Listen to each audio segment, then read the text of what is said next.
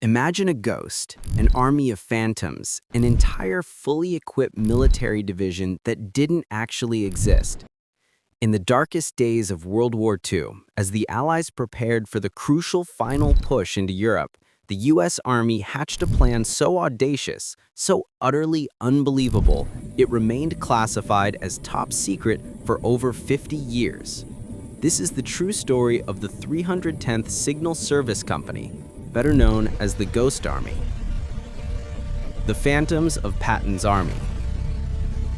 The US Army didn't need just soldiers, they needed illusionists. The mission of the Ghost Army was simple, yet impossible: to deceive the entire German high command about the location and size of American forces. They had to be a distraction, a magnet drawing enemy fire and resources away from where the real fighting was happening.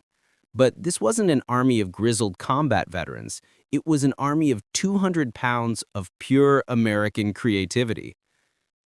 This special unit was recruited not from the infantry, but from art schools, advertising agencies, and engineering firms. They were painters, architects, set designers, sound engineers, and radio operators, the best creative lines the US had to offer.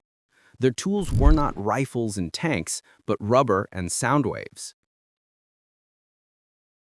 An army of hot air. The most extraordinary part of their deception was their hardware. The tanks they deployed were not 60-ton Sherman M4s, but massive inflatable rubber decoys. They had fake tanks, fake artillery, fake trucks, and even fake jeeps.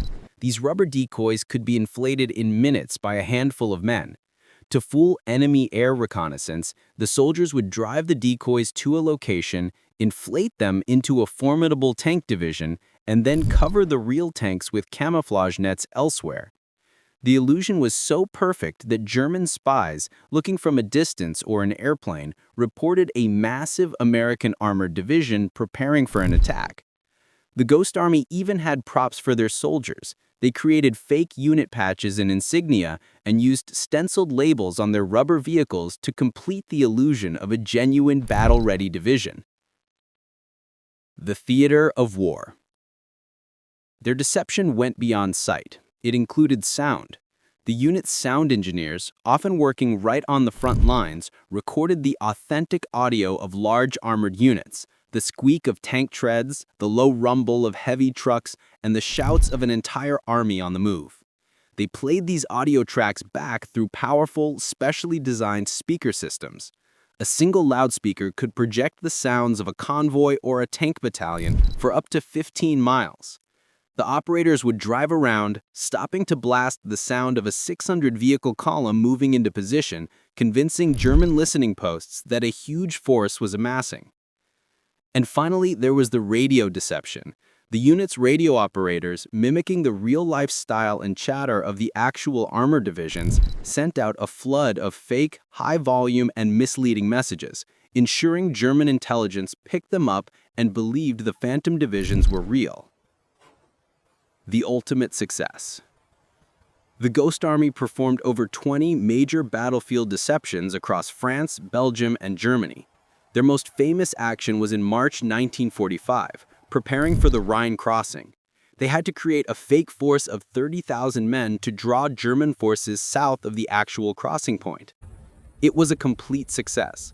The German military committed their troops to fight the Phantom enemy, leaving the real crossing point vulnerable, which allowed the US 9th and 1st Armies to cross the Rhine and secure a critical foothold.